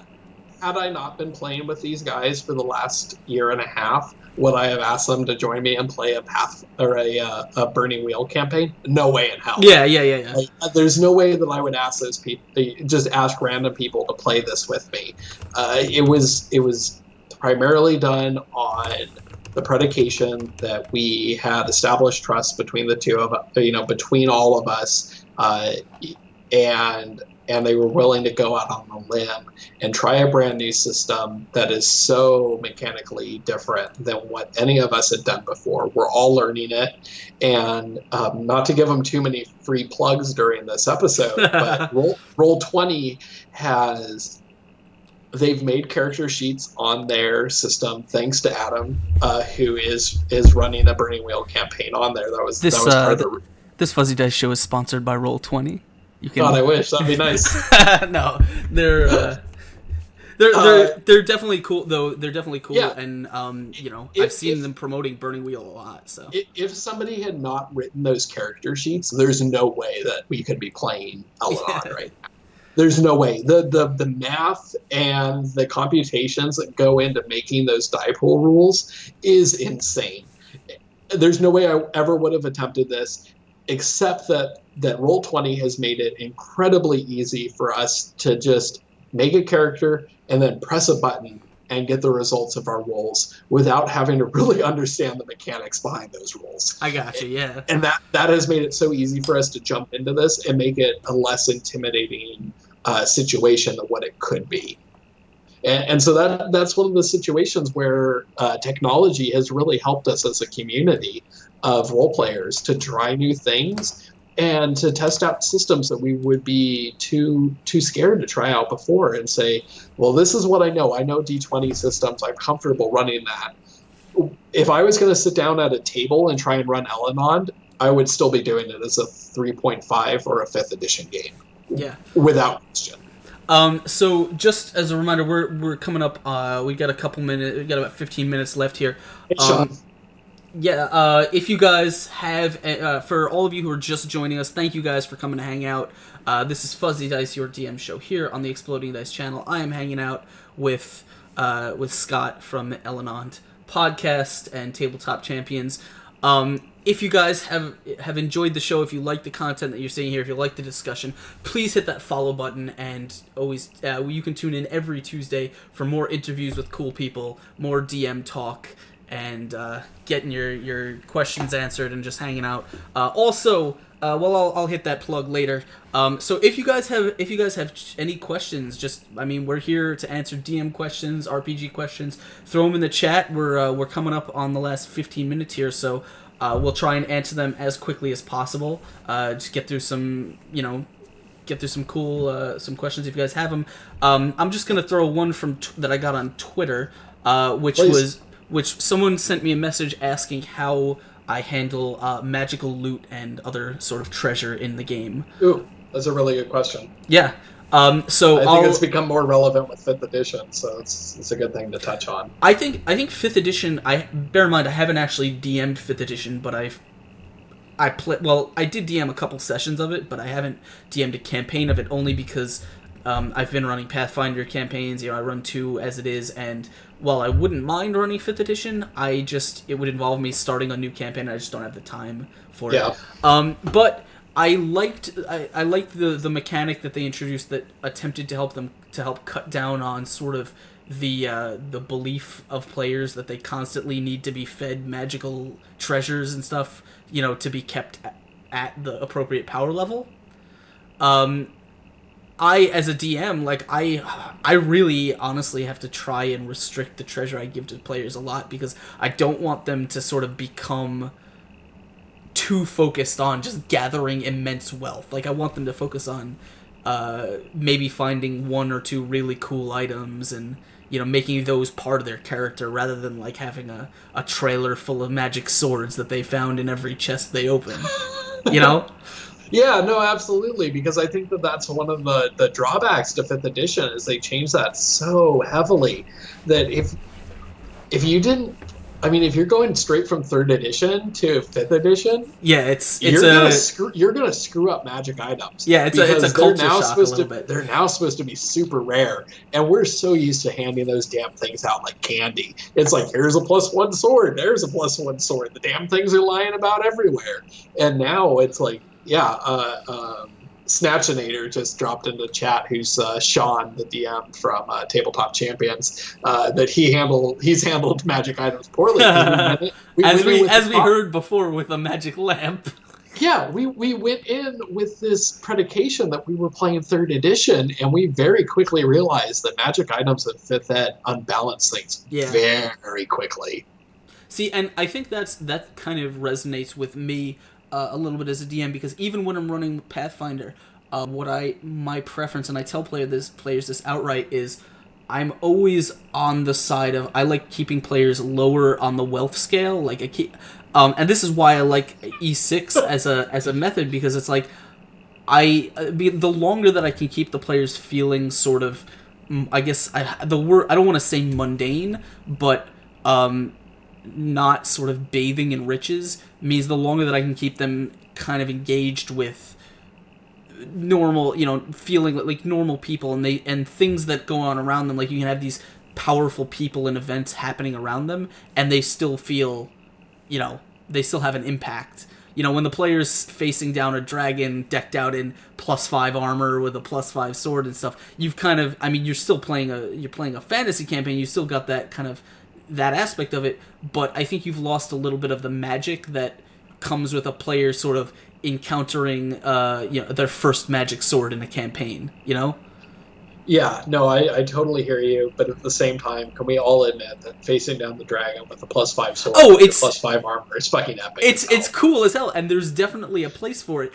But it's one of those things where it's a moment that I want. I certainly, we want to have that kind of moment, but I think that those earlier moments are just as important, and I like the feel of I like keeping it. So I don't know if you're familiar with E6. It's a variant of Pathfinder. I'm not, no. It's a variant of 3.5 and thus Pathfinder, where player level progression stops at level 6.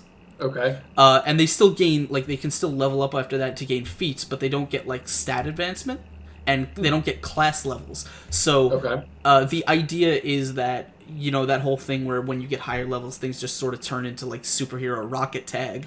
They do. It's true.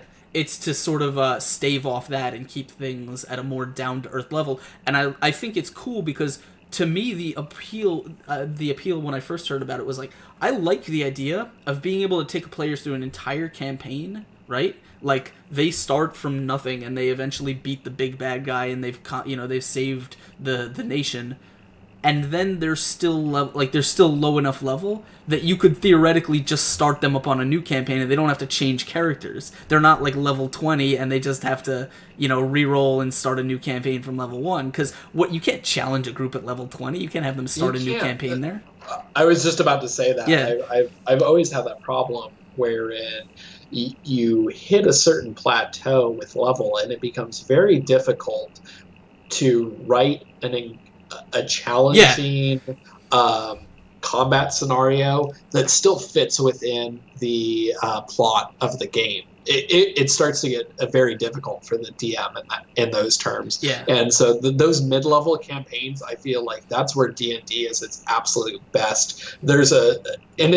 And that threshold depends from group to group. Yeah. But you will eventually hit a level cap where suddenly you hit that superhero status where things aren't really a challenge unless it is absolutely like a mythic dragon or something. Where it's world breaking. Yeah. If you don't kill this thing, it could lay waste to like everything else in the campaign world, and then you have to sit there and think, well, how did this damn thing exist in the world to begin with, and it hasn't run through. But of course, even for all the positives E6 has, and I think it's really cool and make an awesome way to run a campaign, it's very hard to convince players to give up that progression. That. Oh level. Yeah, I would be very hesitant to agree to join a campaign where I can only level up to 6. Yeah. That sounds like, why would I want to do that? 6 is like you're just starting to get to the good stuff. Well, it's the thing about it that's interesting to me is because it's you're just starting to get into the cool stuff, character class wise and stuff. But theoretically, even at level 6, no matter how many feats you get, no matter how much progression you do, a group of so my litmus test is this: there's a level at D&D where you can no longer make human enemies. Yeah. And at that point, I think it starts. I start losing interest because there's no longer anyone for the players to connect with except maybe gods and planar whatever. And it's like when you have E6, even at the max level, the DM could still throw a group of like level 2 bandits at the party and theoretically challenge them. Yeah. Like, it's not a difficult challenge, but it's still like they could still do a little bit of damage to the party, and they could still ambush them, and whatever. And so it's one of those things where as a DM, it lets you would theoretically be able to keep your campaign within the scope where the players are still dealing with challenges and people they can relate with, and it's hard to get them to trade their progression for that. But I think if you can do it, you can tell just as interesting of a story, without the leveling and stuff. But then again, that's just me. I'm not a fan of like the high level superhero stuff. I think the highest level game I've ever played was probably like 14. I know I've never played in a level 20 campaign, unless it was just a one shot. And that's usually just a let's have fun and kill like a Tarrasque or something like that, So do we have like some Twitter questions that we can do like rapid fire in the last like 10 minutes of the show? Yeah, let me get right here. So someone asks specifically like, how do you when you're dealing with a system, how do you approach someone who asks you to maybe play a homebrew class, archetype, or race? It's been a long time since I've had to deal with that. But traditionally with a homebrew class or race, I want to see it before I approve it. Mm-hmm. It's always going to be on an approval basis, and it's going to primarily depend on how broken or OP that class is versus what type of group I'm playing with. If I'm playing with a bunch of min-maxers, you can guarantee that whatever homebrew you want is probably going to be allowed in that campaign.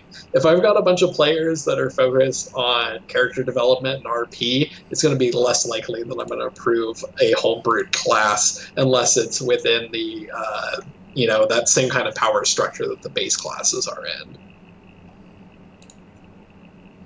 Yeah, I definitely, I've allowed third-party stuff sometimes, but But very, very like very often my answer will be like, no, we're playing a I like things to be by the book a little bit. They need to, I don't really run races outside of the core selection from Pathfinder just because I don't want to spend time justifying why, even though there's like 0.1% of ASMR in the world, you get, your character is one of them, and you're never gonna see another one because there's just not, I'm not making, if they're that small of a representation of the world, I'm not making them NPCs or whatever. Like, no, you can't play a goblin in, whatever. Archetypes, at homebrew, I don't know. Third party, I might approve because I tend to think that game designers have a better grasp of writing competent mechanics than a player who just says, I want to be a Superman. I guess, yeah, I was under the assumption that, to me, when I hear homebrew, I assume that it's the player themselves who has created it and has been like, I want to play a Ghostbuster in this campaign. Yeah, generally when it comes to come up with their own Ghostbuster class. When it comes to things like that, I'll say probably not, but we'll find a way to work it out within the mechanics of the system. And then I guess, wow, that's a weird question. How large of an object can a bear wield? Bears don't have opposable thumbs, so it's difficult for a bear to wield any item, I would say. But I think that a bear can wield up to a Leonardo DiCaprio-sized item without trouble. Like, so not that big. I don't know how big is Leonardo. Is he short? He's a short guy, I think. Oh, sweet. That makes me feel good. And then the last question was, I don't really know if we can delve into this way too long, but someone said, how much information can players share with other players? Do you think they should be able to share things about their alignment or morality or things like that, or should that just be described through actions? That's a good question. Because I was going to say that the players can share any sort of information that they want with each other. But I mean, a player shouldn't theoretically just come out and say, hey guys, by the way, like, I'm going to adventure with you, but by the way, I'm evil. Yeah, that's where it stopped me, was going with alignment. Because that's something that should come out in character play. Because your character in character would never be like, hey guys, I am evil. Yeah. I am an evil warlock. Yeah. Hey guys, I'm out of spell slots today. Those concepts are mechanical. They're not in the they're not in the realm of what somebody would have as an actual conversation. So I've been in campaigns where people keep that shit secret. I was in campaigns where I never knew what class somebody was, except for meta game clues that told me what spells they were casting or what abilities they were using that narrowed it down. Because that stuff just didn't matter. You were a character that lived in a world, and you just had a certain skill set, and that's all there was to it. You didn't walk around saying, "Oh, I'm a 5th level ranger." It was, I live in the woods and I hunt animals for a living. That's what I do. But at the same time, if you have more advanced players who are good at keeping a separation between metagame and in-game knowledge, then you can share anything you want with them. I don't know if we've ever had a conversation that my current character on Tabletop Champions is evil or not.